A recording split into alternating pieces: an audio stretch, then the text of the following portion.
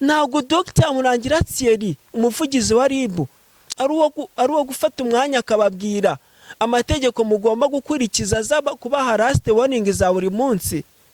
Muragiye muramukoresheje kugira ngo Yago mumugereho, mwangiri Yago mumugire kugira ngo mugire mwongere mubyutse ya matiku nka kera. Biterwa n'iki kudashyira hamwe kwanyu? Igitangaza makuru cyawe, hari abamama uzukicaza bagakora, ariko ngo ntubakurikirane. Umuntu yaje waruhura umutima, ntutekereze kuvuga ngo uyu muntu musure, ugende tubone Sabe yasuye umuntu yagura umuntu igitenge. Sabe biterwa n'iki? Mani, abantu baraza kutubwira ibyanyu kubera ko twe tutazwi, tudafite izina rigari, ntimubashe kutwumva, ariko ni ibintu bibabaje. Ni Java nkuko mumenyereye kuri Giant Voice TV, nkubwira ngo kana subscribe kugira ngo ujye usobanukirwa cyangwa se aho ujye ugerwaho n'ibiganiro tugenda tubagezaho bitandukanye. Ni ibiganiro biri mu bwenge, ni ibiganiro biri mu bumenyi ku bantu badukurikirana, ku bantu bagenda batwandikira ati ibyo mutugezaho, inama mutugezaho nziza cyane. Reka nshimire abari hirya no hino ku migabane itandukanye batwereka ko badukurikirana, abantu bari muri Amerika. Ntago navuga ngiye kuvuga ibihugu bitandukanye, ngiye kuvuga igihugu ku kindi, nshoboye kuraranga, ariko ni kwisi yose muri rusange abantu mudukurikirana, natwe turabakunda. Nkuko twabimemereye ko tuzajya tubagezaho video umunsi ku wundi, ndi hano rero kugira ngo mbagezeho video imwe kuri imwe, video ziri mu bwenge, ziri mu buhanga. Yamani, ikiganiro tujye kugarukaho rero ni ikiganiro kivuga ku banyamakuru. Ni ikiganiro kivuga ku banyamakuru. Urumva ko ni ibyerekeranye n'aba YouTuber. Nimvuga abanyamakuru, ngiye kwigarukira ku banyamakuru b'aba YouTuber. Ubu ngubu bari kwisanga mu mazi abira. Ngiye kwigarukira ku banyamakuru b'aba YouTuber. Ubu ngubu aza ari umunyamakuru, ejo tukisanga yataye umurongo. Ejo abanyamakuru benshi hano muri social media ubu ngubu abenshi bafite ibirego muri RIB. Ese biterwa n'iki? Ni cye gituma umunyamakuru uza ari gukora ibintu neza yisanga ari umwe mu bantu RIB iri gukurikirana? Ese biterwa n'iki? Ni ukwitiga itangazamakuru? Ni experience nke? Ni imivugire? Ese ni ibikorwa bakora? Ni ukudategura? Ni imitekerereze? Biterwa n'iki? Kurikira iki kiganiro kugira ngo usobanukirwe. Tutagiye kure, ndakubwira abanyamakuru b'aba social media. Ndaje nkubwira umunyamakuru Yago. Ndakubwira umunyamakuru Yago, ndakubwira Jihad, ndakubwira Sabe, ndakubwira Chita, ndakubwira Irene, ndakubwira Pastor Claude. Twigendere ku munyamakuru, ndakubwira Gasuku, ndakubwira Dumba. Abantu bitiranye ibintu kugira ngo abantu ntitubashe gusobanukirwa. Twigendere ku munyamakuru Yago. Yago yaje ari umuntu wo muri entertainment, ari umuntu supporting impano, ari umuntu uza kuri kamera ye uje kuruhura umutima. Ariko Yago yarabikoze, akora ibiganiro bye turabikunda. Yago turamukunda. Yago Pondata ba Yago Pondata, umwana w'itabagwe, akora ibintu byiza. Ariko se kuki ari umwe mu banyamakuru ushoboye gusanga afite ikirego muri RIB? Byatewe n'iki? Nta kindi byatewe. Banyamakuru namwe imitekerereze yanyu ba social media, ikintu bita imitegurire yanyu. Umuntu nima nka Yago aje kuri YouTube agira ngo ujye usa kuri YouTube ye channel, uje kuvuga impano ufite, nimba hari umudiaspora ubonye iyo mpano ayisupporting, ayishyiremo amafaranga, ayishyiremo igishoro. Ejo ugasanga aba bana bari kuza ku mbuga nkoranyambaga zanyu, aho kugira ngo mubafashe ashyiremo, nimba ari umubyeyi uje akavuga ati nge narwanye n'umugabo, nge mfite ikibazo cy'ubukene. Umungubu umuntu asigaza kuri YouTube, yaza afite ikibazo cy'uburwayi, yaza afite ikibazo cyo kugira ngo hasabe ubufasha. Umunyamakuru ugasanga afashe ya nimero arayikase, ashyizemo nambaye. Urumva ko wa muntu yagize ute? Yatambikiriye umurongo. yashyizemo nambaye wa mutumirwa ejo niwe uzasanga yagiye ku yindi YouTube yavuze ngo Saburi umuntu mubi cita ejo ugasanga agize ute yagutonganyije yakuvuze nabi kubera iki yaje kuganya zikaje kuruhura umutima yaje kugana ziko aranaje kuruhukira ari umuntu uje kugira ngo umufashe nta mafaranga ufite yo kumuha ariko imbuga nkoranyambaga zawe zamufasha zamusapotinga abantu bagira icyo bamufasha Yago yaravuze ati nyefite umuryango mugari ufasha abantu turabibona yafashije benshi yagiye azamura abantu nk'inyogo ye ariko si inyogo ye ubu ngubu ari ese Yago inyogo ye wazamuye ubu ngubu ari he wamukoreye indirimbo umukura hasi Yago niwe muntu twari dufite hano mu Rwanda ujyana agakereye impano akayikura hasi akayikurikirana ariko ubu ngubu nawe yagiye mu bintu byo kuririmba Yago twahise tugira ute tumubura kubera iki kwa kudashyira hamwe nk'abemfiriwensa bashyire hamwe ibintu biri kuza nk'amatiko biri kuzamo gutonganya ibyo ubwo busabusa bagasanye bari kububuraniramo bari kuryana bameze nk'abana b'impanga bameze nk'umugore n'umugabo bari kudivorusa abemfiriwensa mufite ikihe kibazo Yago impano yawe ni ukuririmba Yago ni umuntu twari tumenyereye mu biganiro banyamakuru biterwa n'iki nk'umuntu bita Yagupondate kwa kudashyira hamwe kwanyu umunyamakuru hano mu Rwanda w'umu-YouTuber arifata uwe ejo bundi kuri TikTok live Yago yarari live abona y'umuntu ufite impano amusabira amafaranga baramufasha aramubwira tuzansanga i Kampala uze iyo mpano yawe yishyire hanze ibashe kumenyekana ndebe uburyo ki nagukorera indirimbo nagufasha ariko mwe nk'abemfiriwensa muragiye mufashe wa muntu kwako agiye kwa Yagupondate muragiye muramukoresheje kugira ngo Yago mumugereho mwangiri Yago mumugire kugira ngo mugire mwongere mubyutse ya matiku nka kera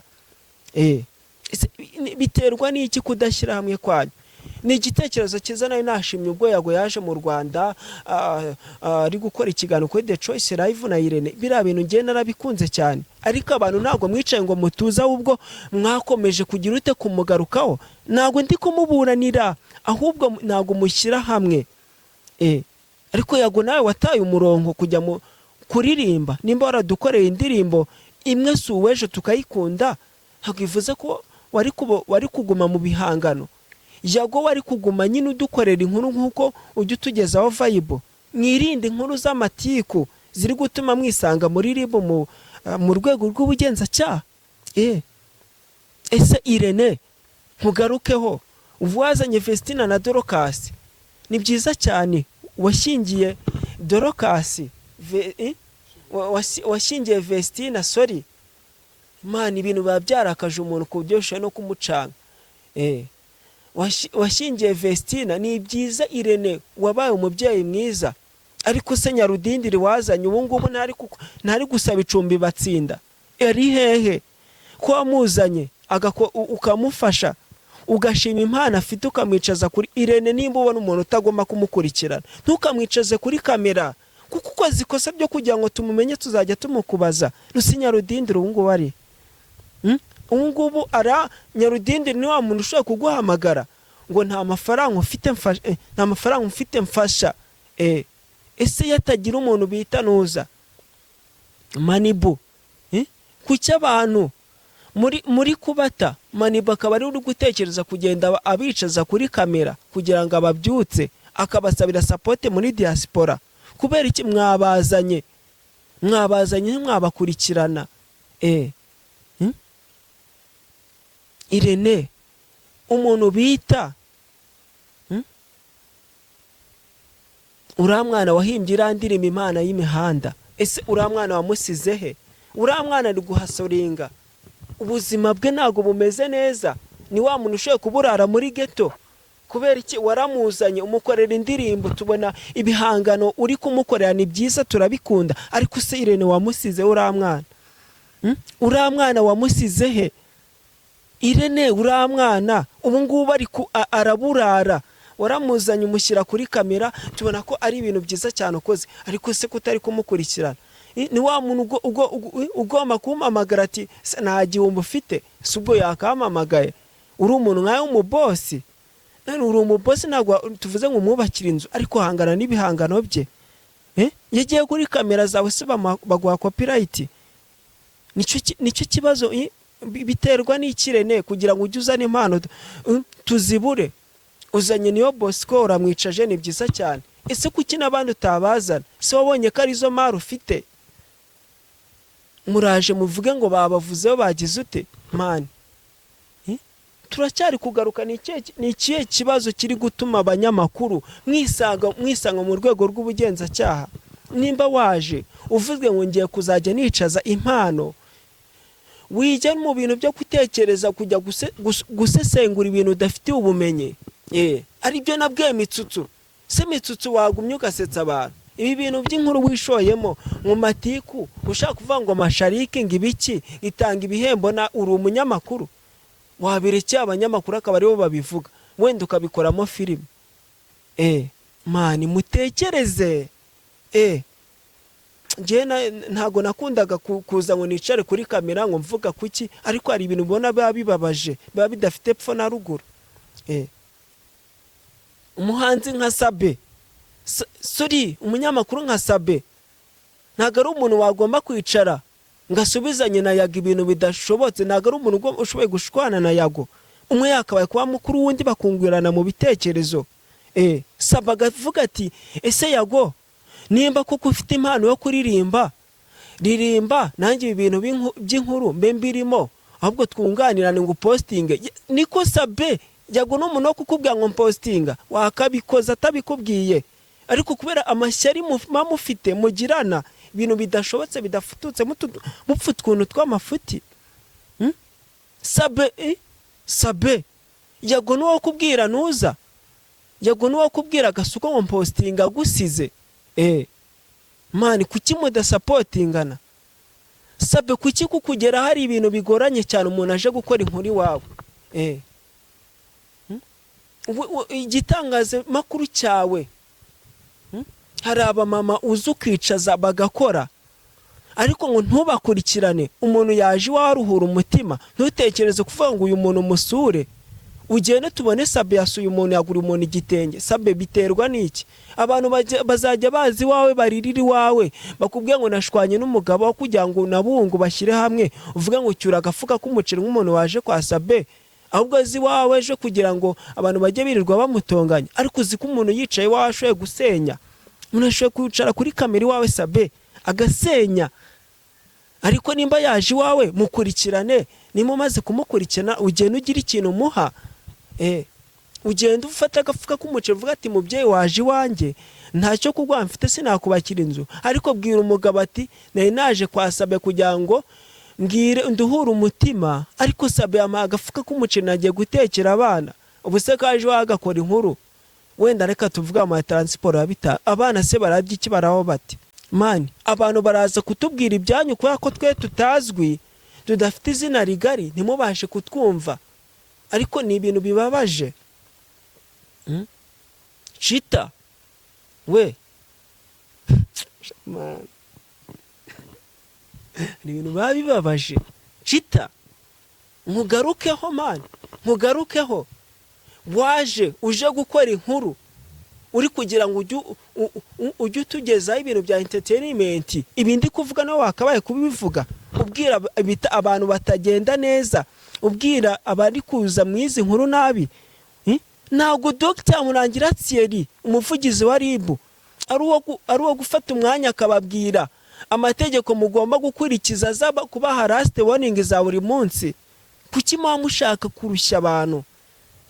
No kuza azaza last warning, Chita last warning, Sabe last warning, Gasuku. Mwagiye mutekereza kuki batuvuze ibi bintu kabiri gatatu? Biterwa n'iki? Kubera iki? Chita ejo wagiye muri filime, ejo wagiye kuvugira inka. None akina filime kwa Nyambo cyane, akina muri filime yo kwa Nyambo. Chita kina muri filime ya Nyambo, ejo wagiye muri filime, ejo wagiye kuvugira inka, ejo wagiye muri YouTube. Niyo mpamvu uzavanga ibintu Chita wowe ukisanga hakoze ibigize icyaha. Chita man, ejo wagiye gusetsa, urumva Pastor Claude, abantu hanze basigaye bagutinya gukora ikintu, umuntu arakuvuga ko muvuge episode 100. Ese Pastor Claude biterwa n'iki? Kucyumva ko wakwicara uzabona amafaranga ari kuvuze ku muntu? Ntago wakwicara wowe utekereze nimba uri pastor koko ufasha abantu kuzagera mu ijuru, ufasha abantu kugira ngo ubabwire ubutumwa bwiza. Umuntu ni ujuri pastor, kumbe ntago wari pastor, wari wiyambitse ishusho kugira ngo ubone izina. Kuki wumva washaka izina urishake mu bintu bidashoboka? Se Pastor Claude, kuki wisanga mu matiko? Kuki abantu bari kuguheza? Biterwa n'iki? Icyo kintu kuki utagitekerezaho nk'umuntu w'umupapa wubatse ufite abana? Uro kwiciro gashwana na Ndimbati Pastor Claude, we na Ndimbati muri abantu bo gushwana bakagenderana, umwe agatumira undi ati mfite ibirori. Uri kubwa Ndimbati ngari gukora ngifilime mbi, ibintu bidafututse, aho kumubwira ati reka nguhe igitekerezo cy'ibintu wakora. Mani, kuki mugira amatiko? Gutega, guhura ibintu kubera ko atagwaye ikiganiro ugiye kumusebya, wamubwiye ibintu agomba kongeramo nimba abonye yakoze filime mbi. Wenda niba ibitekerezo bye bigera, ubwo se wowe ufite ibitekerezo bizima, kuki utamusanga mu bwate wagakoze kuri ibi? Ariko mana, aba bantu wabama ngiye nkabayobora. Kuki mudatekereza nka Scovia? Scovia n'umunyamakuru nemera w'initi w'umuhanga, yakareye YouTube akora ubu ngubu afite Mamu rwa Gasabo, afite YouTube ifite umurongo mwiza. Chita, kuki Sabe ufite YouTube ifite miliyoni, kuki utaragira ubwenge nk'ubwa Scovia? Utekereze nawe uburyo ushoboye gukora umurongo ukaba televiziyo, tuvatereka dukurikire televiziyo y'Isimbi TV. Ibintu bya bigarukira kuri YouTube. Kuki mudatekereza mukora amashami? Dufite abana hanze bari kwiga itangazamakuru, bazakora he? Nimba ugize miliyoni utakereye umunyamakuru vatereka nshinga icyicaro icyangugu, ngire Isimbi TV, ngire y'umurongo, dukominikane nk'uko andi mateleviziyo akora. Kuki mudatekereza nka Kenisi na Mutabaruka we? Mutekereze nka Scovia, nka Mutabaruka na Kenisi, mukora ikintu Kigali. Mwagiye musanga ba Alphonse twayibaho kuri Flash FM bakabagira inama. Uraso si chief editor kuri Flash, kumwegera ukamwicaza ahantu ukamubwira ati ngewe mfite YouTube, nayihuhe murongo nakora iki? Ariko ejo ntuzisanga wakoze icyaha, ariko uzajya kugisha inama, ugishe gasuka inama, azakugira ihe nama yihese, kejo ahubwo azagaruka inyuma akagutuka. Gasuku nimba ari umukomediye mu bitutsi, kuki uzumva we Chita kugoma kumusubiza? Chita uruho gutongana na Gasuku, uruho kwicara ugafata Gasuku ukamushyira ukamutaho umwanya. Biterwa n'iki? Kuki wumva wafata umwanya kuri Gasuku uri kuburana nawe, aho kugira ahubwo utekereza uburyo ki YouTube yawe yaba televiziyo? Ariko ujya ubona Scovia, ujya umubona mu matiko, ahubwo atekereza kuvuga ngo reka nkereye inkuru, ngira umurongo mugari ntanga akazi. Ese Chita wahaye ndakazi? Sabe umaze kugira ikinyamakuru cyandika ni byiza, ese kuki bikitakaguka kibe televiziyo? Uha abandi bana akazi. Abantu bari kwiga itangazamakuru se tuzakora? Biri guterwa n'iki? Eko mana, birancanga cyane. Kuki mudatekereza impamvu ibintu byose muri gukora muri kwisanga byabaye icyaha? Ugasanga umuntu buse, mugasanga umuntu nka Jihad yaraje turamumenya. Kuki buri mwaka usanga yatangiwe ikirego muri RIB? Biterwa n'iki? Jihad kubera iki yagiye mu ese nukuba umunyamakuru atari umunyamakuru? nukubona talent ye yari comedy. Mwirinde amatiku, mwirinde gusubizanya. Muragira ibitekerezo mutekereze nka Miki. Niko Miki niwe ejo bundi nagaye cyane ubwo yari ari gusubizanya na Regis, ariko nta kindi. Kubera iki? Mwabanyamakuru mwe ntimuri kubatumira mu supporting filime zabo, ahubwo babonye byanze bakereye amatiku. Bivuze ngo nta mutima mubi nabonye wari uri, ahubwo nukugira ngo ibihangano byabo bizamuke. Wigeze ubona Regis ajya kurega Miki muri RIB? Wabonye Miki arega Regis? Ahubwo ni puranka. Kuki abantu bari gukora puranka?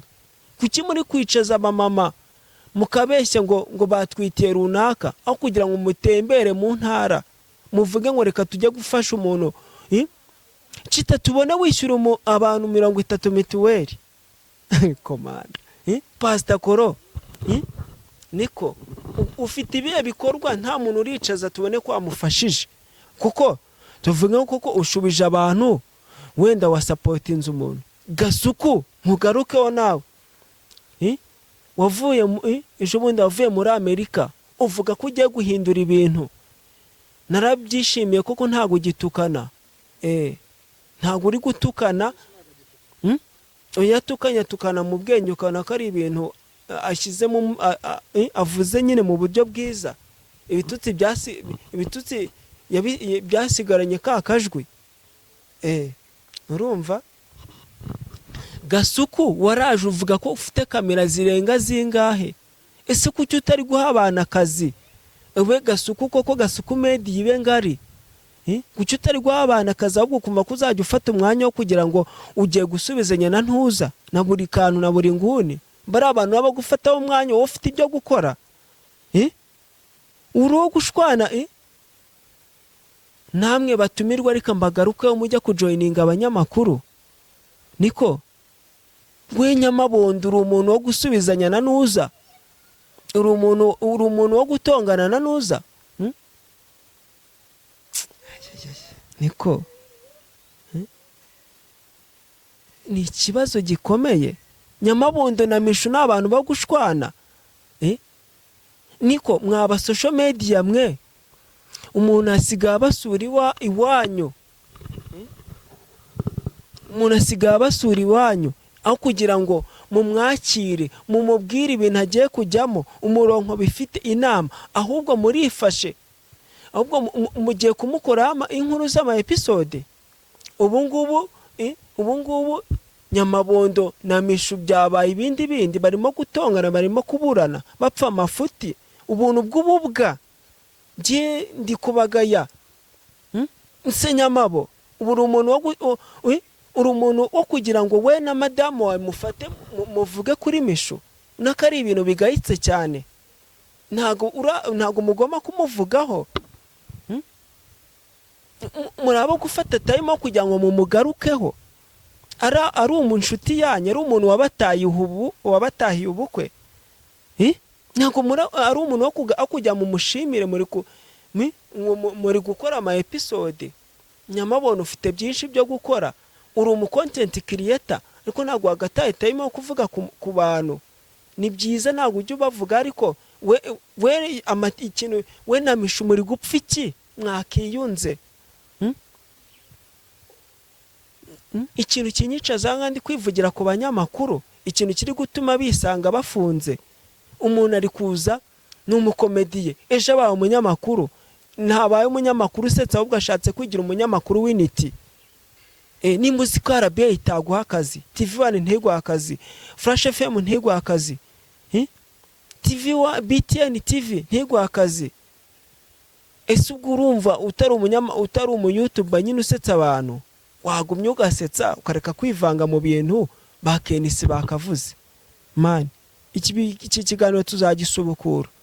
Iki kiganiro tuzagisubukura kuko njewe hari ibintu ndi kubona nkabona ntago nge ndi kubyumvisha, kugira ngo umuvugizi wa RIB ageza yicare atange last warning. Se muri abana b'ibitambambuga? Sabe kuri umuntu mukuru kuki utagira abagenzi bawe inama? Eminyawe uro gusubizanya na Gasuku. Nimba Gasuku avuze ko ibintu ukora utize, uro gusubizanya nawe. Uro gusubizanya nawe. Reka ngushimire cyane kuko niwe wamaye ikiganiro da kera muri za 2019 gutyo, niwe wamaye ikiganiro cya mbere. Ariko ntago uro kujya mu matiku. Aba bana muri gushyira ku ma YouTube yanyu, bari kuza bagakubita umufuririzo bavuga ku bantu babatuka babasebya kugira ngo bamamare, kubera amashusho kugira ngo umuntu ajye avugwaho. Wakoze ibintu, nimba ushaka kwamamara wakereye ikintu cyawe. Ariko kuki mudatekereza nka Nuza? Kuki mudatekereza nka Gerard Mbabazi? Ukereye content nk'iriya, ariko Gerard nawe ujye usura abantu, wakabyarawe ukora ibintu byiza, ariko nyabuneka ujye utembera wikoremo, ugende supporting umuntu, ariko ushaka kubikora mu buryo bw'ibanga. Ariko nyabuneka mwirinda amatiku. Nimba uri mu social media wasanze Gerard Mbabazi afite experience kuri RBA, ni umunyamakuru wakoreye kuri televiziyo y'igihugu, wamusanga mugati YouTube yanjye nayo nkora byabaye icyaha. Gasuku wowe uri umukinnyi wa filime, uri umukomediye, bivuze ngo ibintu by'inkuru si ibyawe. Nje nabahaye ingero z'abanyamakuru mwasanga. Usanze Gerard Mbabazi yakugira inama, ushe gusanga Scovia Mama Rwagasabo yakugira inama akagufasha, kamugati ngewe Bwana Scovia Mama Rwagasabo ndi gukora YouTube, ese byagenda gute? Ni gute nakora ibintu sinisange byabaye icyaha? Ni gute nakora ibintu sinisanga umuvugizi wa RIB? Si umuvugizi wa RIB, Dr. Murangira Tsiera tamaye last warning. Ese mwamwumva ko ibyo bintu muri abana bato bo kugira ngo bajye babwibwa umunsi kundi kibazo gikomeye cyane. Mama Rwagasabo musange. Niko igihe usanga Alphonse Twahirwa ntago Chief Editor Flash FM ntago ajya kuna mu bintu, ntago ajya kuna kuza muri social media, ntajya mu matiku. Niwe munyamakuru nge ujungira inama, by the way, nimba mutabizi. Niyo munyamakuru naganye ampumuronga arambwira ati ibintu gutya na gutya. Wamusanze ukamwegera ukamuga ati ngira inama, nashinze YouTube, ndumva nshaka kuzajya nsetsa abantu, akubwira ati ibintu ushoye kubikora ntibibe icyaha. Wagiye ugafata Kenisa bari ari kuri TV1 umwegere, hari akanyenyera gusabye umubwira ati ngiye gukora YouTube. Niyumva uri umukomediya, abakomediya arabafata, azagukomediyena, azagusupportinga muri iyo komedi yawe. Ariko suraje wigire Magagari, ngo ndaje nanjye ngunze kuri iyi mihanda nge mvuga ku bantu, wakivuze ukavuga ku iwanyu, wavuze ku muryango wawe ko nta copyright bigira, hakugira uvuge kuri Gasuku, wumve kugiye kugirana Sagana Yago kugira ngo wamamare. Kuki bantu muri gutekereza gusa, kuki bantu muri gutekereza gutuma abantu ya Gikampara, muri kubiterwa n'iki? Yego byamurakaje cyane. Yavuze ko atazongera gufasha umunyarwanda hafa akagera, ko ibyo yakoze n'ubu ngubu atabishimirwa. N'ubu ngubu bari kujya abano ba YouTuber harimo abantu ngatari gushyira hanze bitewe n'uburyo yihanye, bari gukoresha abantu yagakisanga ngo byabaye ibindi. Niko muri mu biki?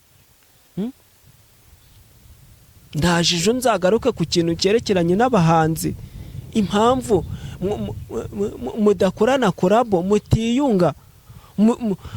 Mugenzi dushiduka twasanze umuhanzi yafunzwe kandi mugendana, kugira ngo mumugire inama ugasanga ahubwo muravuze ngo bigiye kudufasha kumukoraho inkuru.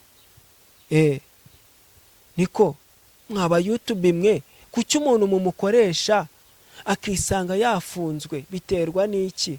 Kuki mutamu umurongo w'ibyo avuga, ahubwo bamufata mugatangira kuvuga ngo yaraje ngo ari kuruhura umutima, ngo aravuga. gute se wamuhaye umurongo w'ibyo akora mani. Nzagaruka ku bahanzi mu kiganiro cy'ejo. Ndabakunda cyane, njye biba bimbabaje cyane. Ikiganiro cyo nakagaruka ni Java mwamuri kubana muri iyo nkuru, umunsi ku wundi bantu mutambikira ndajya mbataho umuriro. Ciao ciao.